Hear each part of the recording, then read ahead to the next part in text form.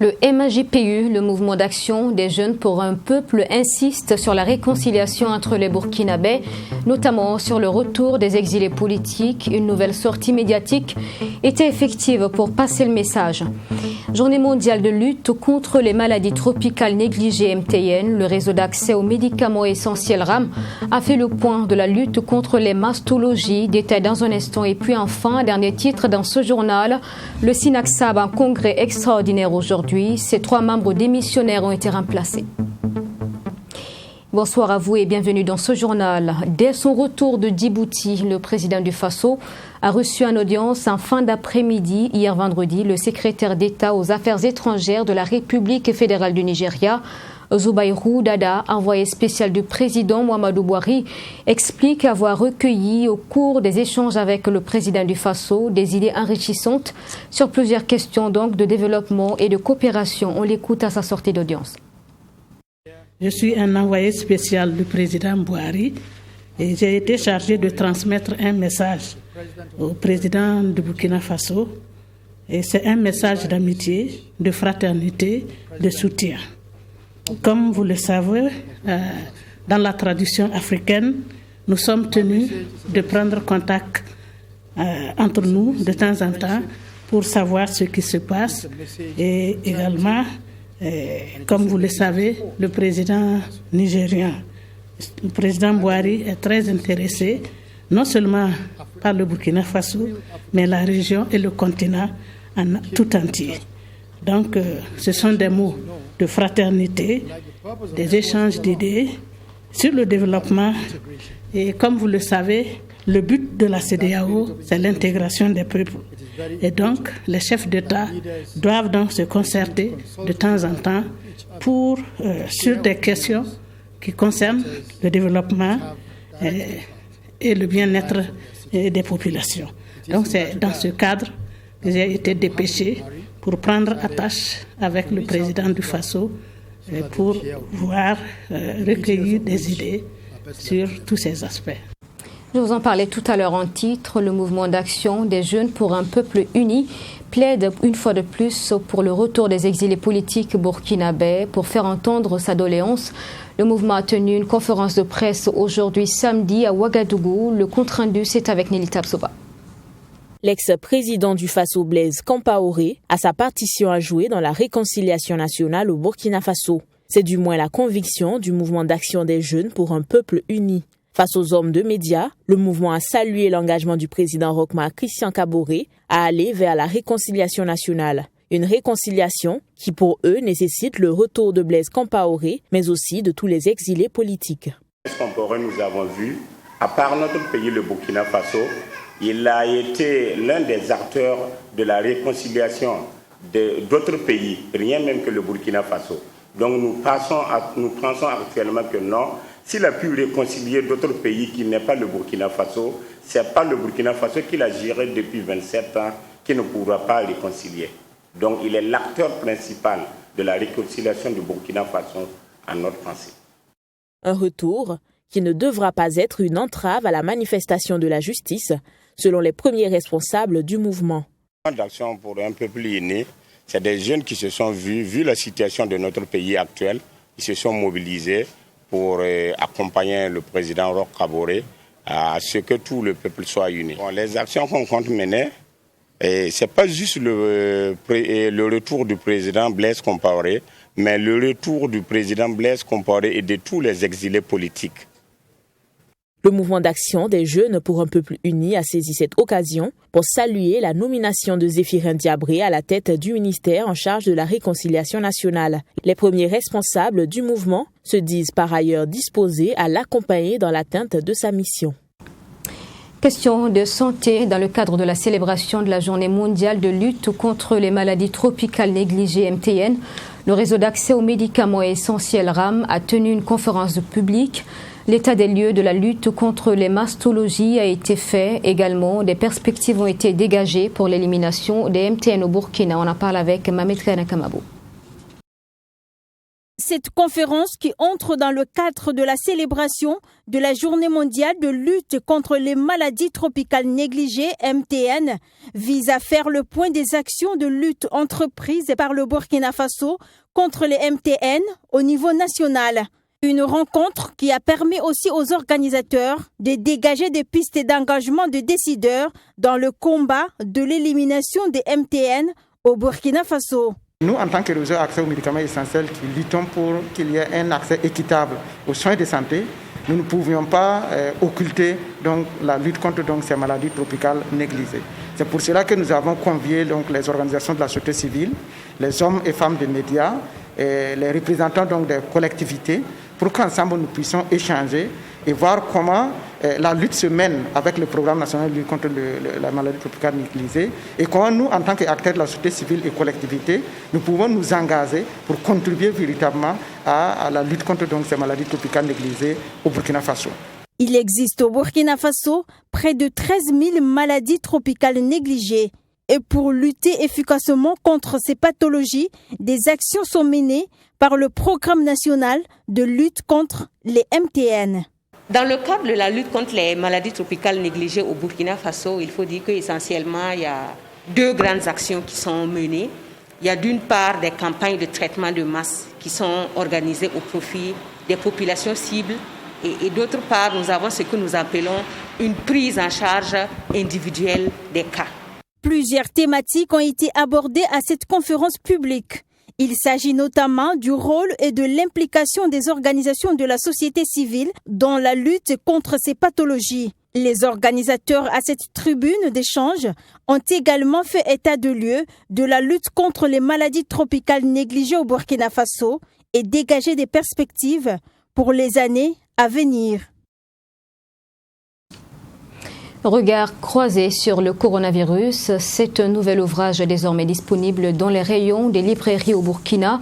La présentation de l'œuvre a été faite jeudi dernier à l'université Joseph Kizerbo au cours d'une conférence de presse. On en parle avec Abdourahim Tapsoba et Mametra Nakamabou. Cette œuvre a été écrite par 20 auteurs de 13 nationalités différentes, dont une burkinabé.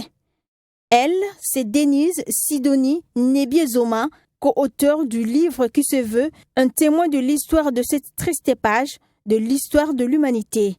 Et pour Parfait Ilboudo, présentateur de cet ouvrage, c'est une fierté pour le pays d'avoir une burkinabé co-rédactrice du dit document. Nous sommes réunis pour parler de ce livre, d'abord parce que son sujet est préoccupant et ensuite parce qu'une burkinabé nous a fait l'honneur de participer à l'écriture du dit ouvrage.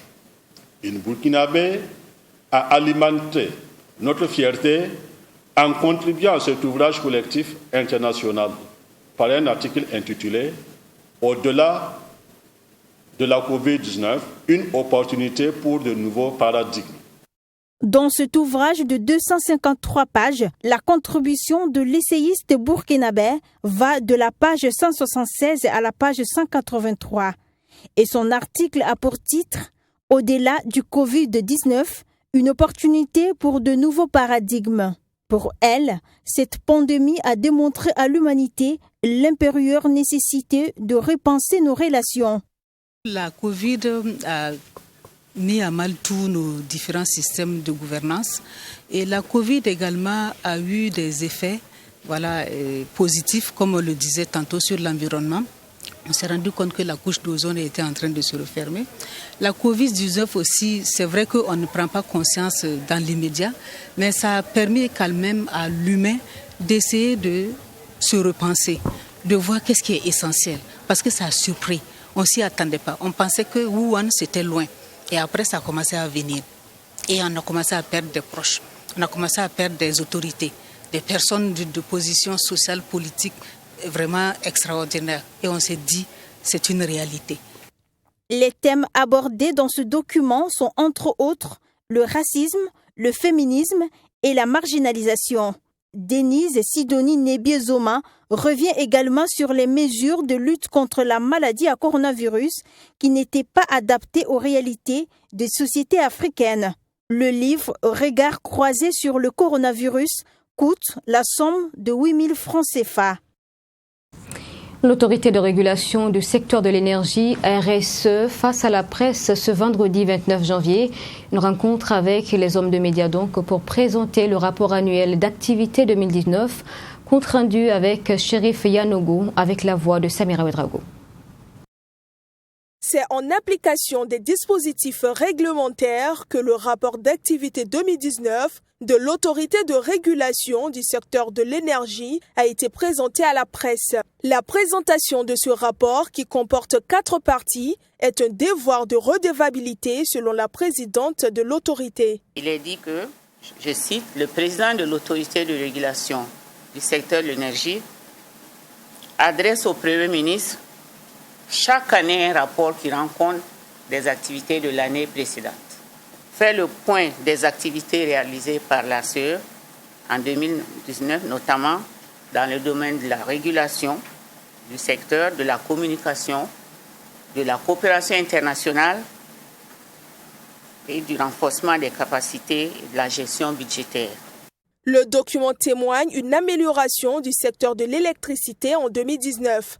Une situation liée à une augmentation de l'importation en matière d'énergie. Ce rapport est également assorti de recommandations à l'endroit du gouvernement pour améliorer le rendement de l'autorité de régulation du secteur de l'énergie. Les pouvoirs du régulateur soient revus en ce qui concerne la fixation du prix de l'électricité par le régulateur. Aujourd'hui, c'est le ministre de l'Énergie qui fixe le prix de l'électricité, le kilowattheure. Quand je dis le ministre de l'Énergie, c'est le gouvernement. Et nous, régulateurs, nous avons un avis à donner. Par ailleurs, on dit que nous pouvons proposer. Ce que nous voulons aujourd'hui, au titre de l'indépendance du régulateur, de son impartialité, que ce pouvoir de fixation du prix du kilowattheure d'électricité soit conféré au régulateur. Au regard des résultats présentés, l'autorité se dit convaincue que les réformes engagées par le gouvernement en 2017 commencent à attirer les investisseurs privés nationaux et internationaux. Autre motif de satisfaction, le nombre de localités électrifiées par la Nationale de l'électricité est passé de 446 en 2018 à 504 en 2019. Le nombre de localités couvertes en 2019 par l'Agence burkinabé d'électrification rurale est de 286 villages contre 261 en 2018. Après la démission de 3 membres de son bureau exécutif, le syndicat national des administrateurs civils, des secrétaires et adjoints administratifs du Burkina, Sinaksab, a tenu un congrès extraordinaire aujourd'hui. Objectif donc, procéder au remplacement des membres démissionnaires et dresser le bilan de 2020. Compte rendu avec Fatima Tanikim.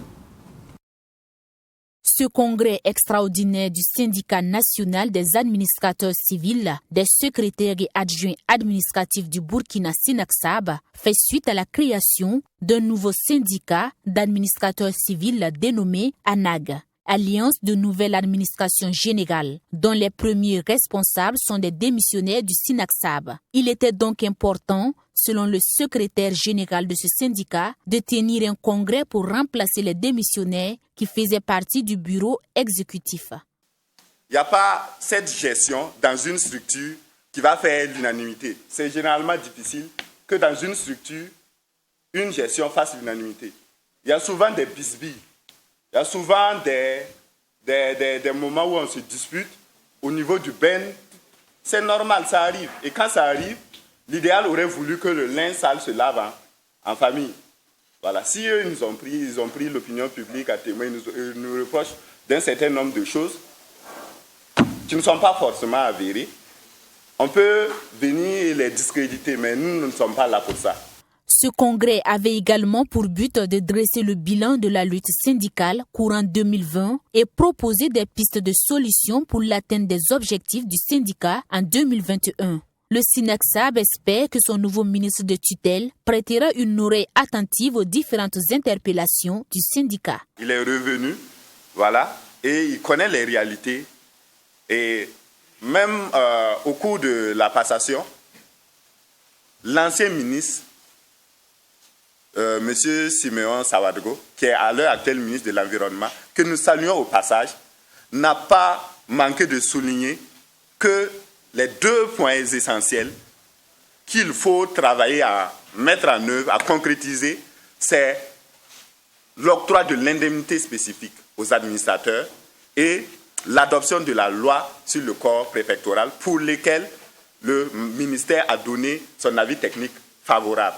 Selon Dieudonné Toukfo, l'important c'est l'intérêt général des travailleurs et surtout la mise en œuvre du protocole d'accord. Pour lui, la multiplicité des syndicats ne pose pas de problème tant que tous défendent l'intérêt commun. D'où le thème de ce congrès, la cohésion des administrateurs et la redynamisation de la lutte. Rond-point, on peut le dire, à problème, celui des architectes à Wemtenga qui peine à être complètement terminé. Rond-point donc impliqué dans tant d'accidents. Le dernier en date, cette nuit même, était très violent. Toute une histoire, image dans ce reportage signé Fatima Tanikima.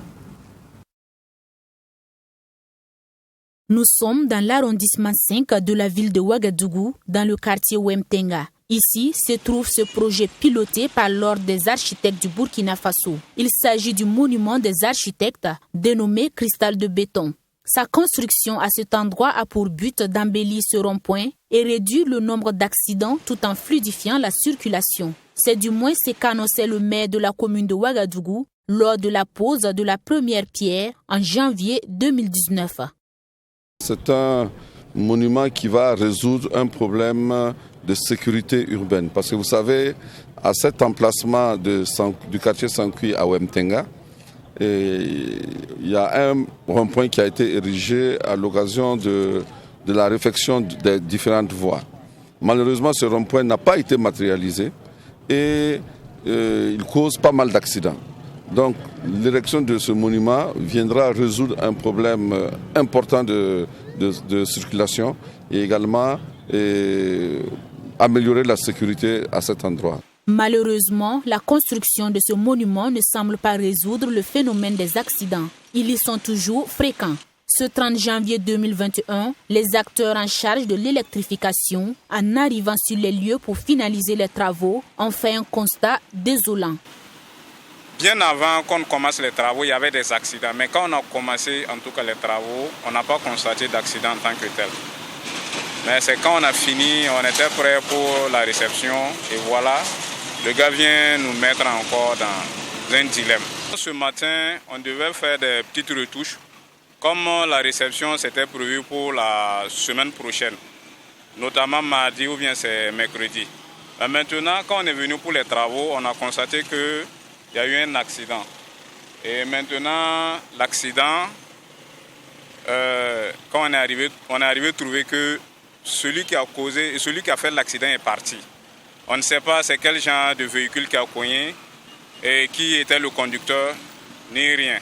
Jusque-là, l'auteur de l'accident reste inconnu, mais les dégâts sont bien visibles. Un monument qui devait, selon le calendrier de ses concepteurs, être réceptionné le 3 février prochain. Les gars de la mairie sont arrivés, ils ont regardé. Bon, ils disent qu'ils vont partir pour mieux se remobiliser et puis revenir. Parce que vu l'ampleur des dégâts, ils étaient découragés, quoi. Et maintenant qu'il y a ces dégâts-là, bon, je ne sais pas si ça serait effectif. Mais avec la promptitude, en tout cas, des différents acteurs, je pense que les gars vont respecter leur date. Sur les lieux de l'accident, la présence de plumes de volaille sur le pavage. Une découverte qui intrigue plus d'un. Est-ce un sacrifice? A-t-il un lien avec l'accident?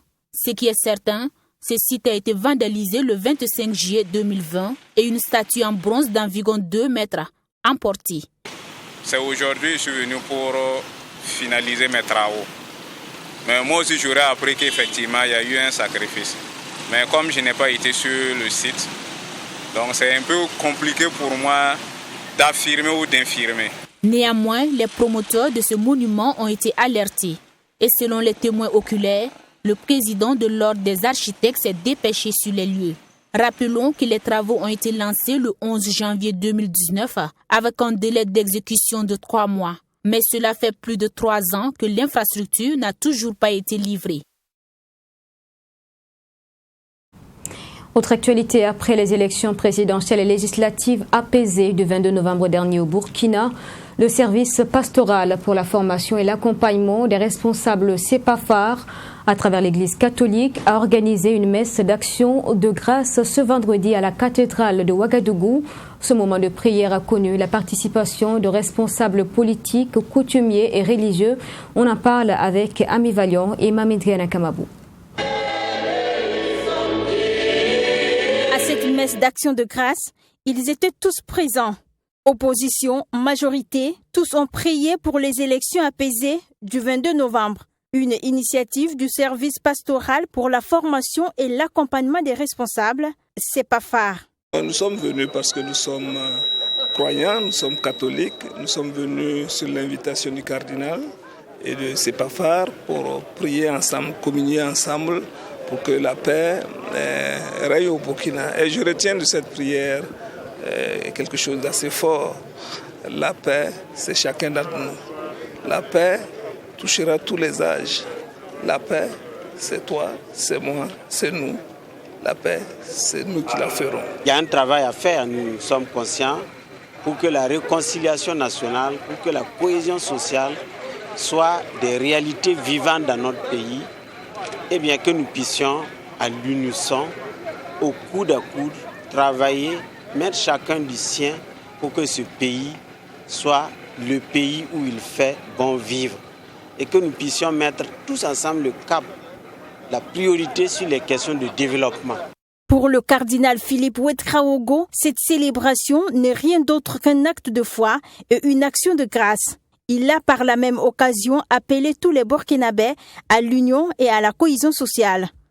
Et c'est leur devoir de mettre tout en œuvre pour le bonheur du peuple, de ce peuple burkinabé, qui doivent travailler pour le bien commun et contribuer à ce que tout le monde souhaite, une société réconciliée dans la justice et la paix véritable et durable. J'ai demandé à tous les monastères, il y en a 8 au Burkina Faso, et chaque jour de la semaine, un monastère portait le pays dans la prière. Les musulmans ont prié, les protestants ont prié, les religions traditionnelles. Des gens nous ont invités à prier, nous l'avons fait. Et à la grande surprise de tout le monde, agréable surprise, les élections se sont passées sans qu'il y ait du sang versé. Et ça, c'est pas rien dans les temps que nous vivons. Rappelons que le CEPAFAR est un service pastoral de l'Église catholique qui a pour mission la formation et l'accompagnement des responsables.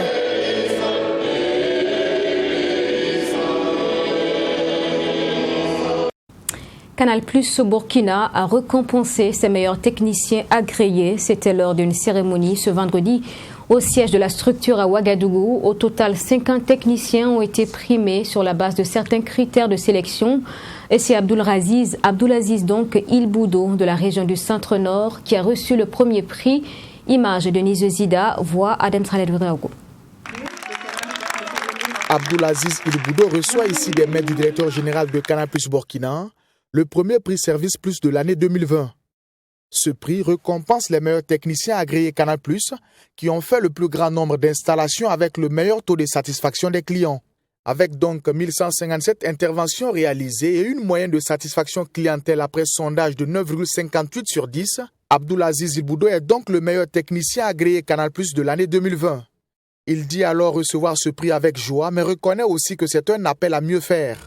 En tout cas, je suis très content sur la confiance que Canal+ nous donne.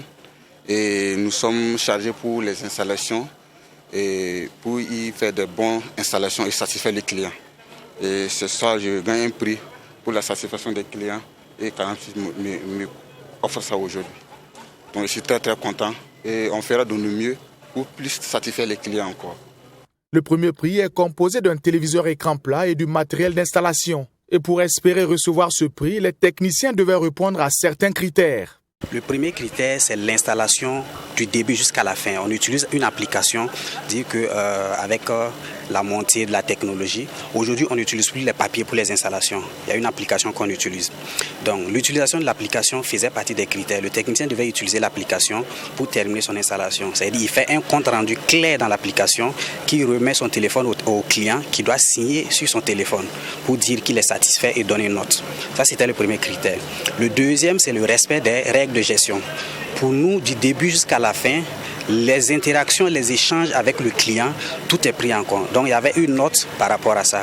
Et le troisième, c'est le sondage qu'on effectue auprès de la clientèle. On appelle les clients anonymement, c'est des personnes, j'allais dire, déléguées pour appeler ces différents clients qui ont été installés par nos techniciens agréés pour voir leur satisfaction. Et ce sont ces clients qui sont chargés de noter le technicien. Et pour le directeur général de Canal+ Burkina, ces techniciens ont contribué à l'atteinte des 350 000 abonnés à la date du 31 décembre 2020. Cette récompense est donc une manière pour la structure de reconnaître le mérite de ces hommes qui sont les derniers maillons de la chaîne dans la satisfaction réelle des clients. En tant que directeur général, on a voulu effectivement remercier chacune des personnes qui ont contribué au succès. Et dans ces personnes qui ont contribué au succès, donc il y a nos techniciens qui sont finalement le dernier maillon qui arrive à installer nos clients pour continuer à améliorer la satisfaction de ces derniers. Donc c'est une très belle journée et je suis très fier effectivement du travail qui a été réalisé par les uns et par les autres. Ce sont au total 18 prix qui ont été décernés lors de cette cérémonie. Mais sur l'étendue du territoire national, 50 techniciens verront leur travail récompensé par Canal+. Les 5 meilleurs techniciens ont également reçu, en plus de leur lot, la somme de 350 000 francs CFA à se partager de la part de la direction générale. Et puis de la culture pour refermer ce journal, la 9e édition des 12 PCA, c'était dans la nuit dernière. Une tribune qui permet depuis des années donc de récompenser les personnalités du monde de la culture qui se sont illustrées au cours de l'année donc par leur travail. Ils sont au total 12 dans les catégories telles que l'art plastique, la musique et le cinéma. Images avec Serge Palou. C'est un pari réussi, selon Hervé David Onla, promoteur de 12 PCA. Pour cette 9e édition, les petits plats ont été mis dans les grains afin d'assurer la réussite de la cérémonie qui, selon lui, permet de distinguer les personnes qui se sont illustrées au cours de l'année dans le monde culturel. C'est vraiment une réussite solidaire de l'ensemble des acteurs culturels. Je suis personnellement satisfait, même la première responsable du ministère de la Culture a appelé, elle a demandé à venir. À quelques minutes, elle a désisté tout simplement parce qu'elle était fatiguée. Donc moi, c'est la première fois qu'une autorité appelle pour saluer cette initiative. Donc pour moi, c'est une satisfaction notoire. Et surtout la présence des personnes en situation difficile, des personnes qui sont incarcérées.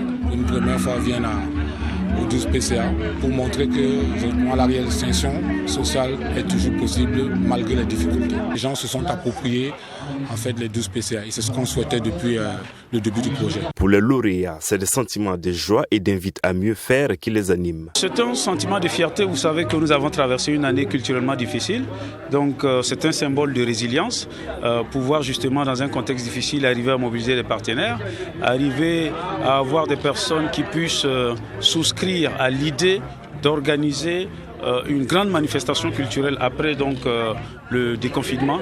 C'est un sentiment de satisfaction, c'est un sentiment c'est un appel à mieux faire et à plus d'engagement au profit donc de la communauté. Je suis heureuse, bien sûr, parce que en toute humilité, j'étais avec mes grands frères. Je dirais que c'est aussi pour encourager. Aussi, c'est comme on dit, je manque de mots, mais ce trophée, je dédie à l'art plastique. Avec mes grands frères qui étaient avec moi, bien sûr, parce que je suis toute émue et je pense que c'est l'art qui gagne, quoi.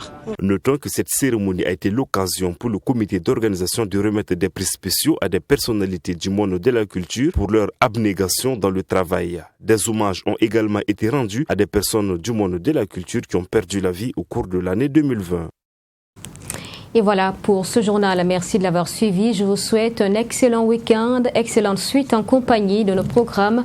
Bonsoir et à la semaine prochaine.